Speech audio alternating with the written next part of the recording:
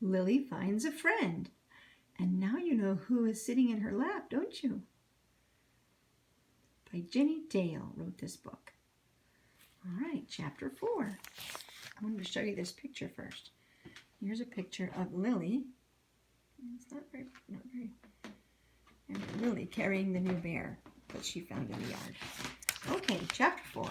Come on, Teddy, Lily woofed as she climbed through the dog flap. Let's go out into the yard. It was the following morning. Lily had slept curled up on Jack's bed all night as she usually did, but this time she'd had Teddy lying beside her.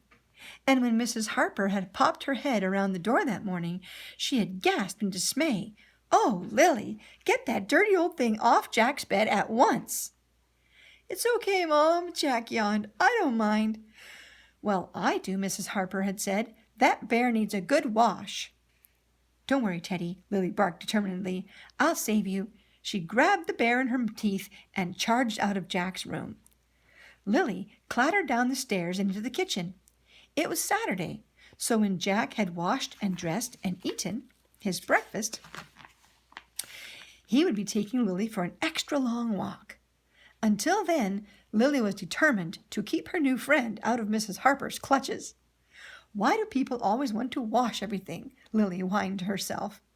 And she laid Teddy carefully down on the lawn. "Have you ever had a bath, Teddy? It's horrible. All the shampoo gets in your eyes and up your nose, and it makes you sneeze. Phew!"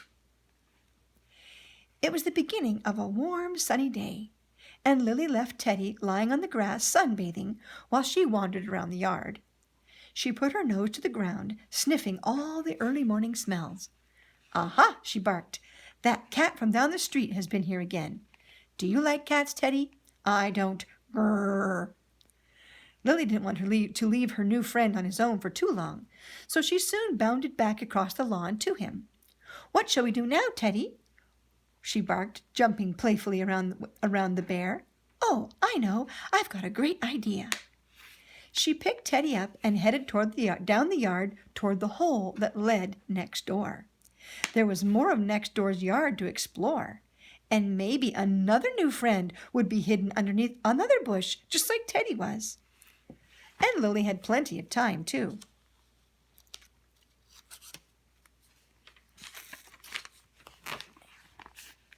Jack still had to get washed and dressed and eat his breakfast, and then he always watched his favorite cartoon on Saturday mornings before they went out for their walk. Holding Teddy, oh, here's another picture.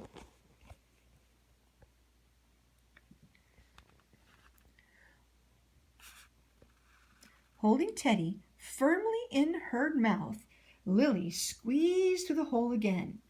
She trotted out into the lawn just as the squirrel ran down the tree. "Look, I've got a new friend," Lily barked, forgetting that she had Teddy in her mouth. The bear tumbled out onto the grass. "Oops, sorry, Teddy." Lily was about to pick Teddy up again when she noticed something very interesting. Because it was a warm and sunny morning, the big glass doors at the back of the house were standing open.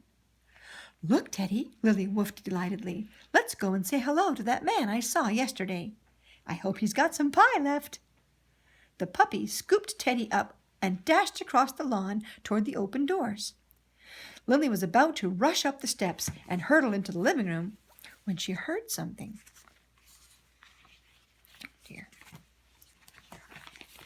It's hard to turn the pages with just one hand sometimes.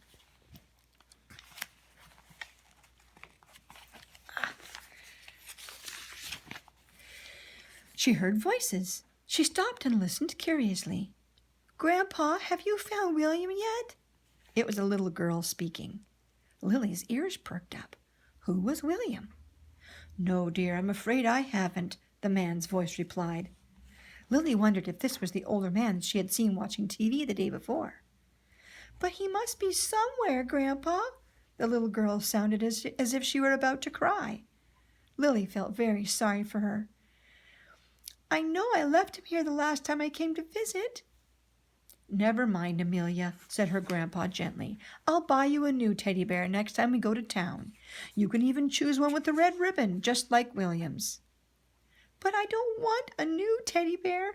I want to find poor William," Amelia howled, and she burst into tears. Lily's ears went down, and her tail stopped wagging. She put her teddy bear down on the steps and looked sadly at him. "Are you William?" she whimpered softly. "Do you belong to Amelia?" Lily didn't know what to do. She loved her bear very much, but now she'd found out that he belonged to somebody else. How would Lily feel if someone took her away from Jack and wouldn't give her back?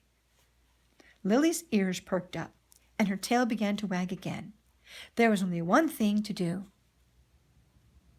That's the end of the chapter. What do you think she's going to do? Do you think she's going to give William back? Or do you think she's going to turn around and run back home with William in her mouth? What do you think? What would be the right thing for her to do? We'll find out next time.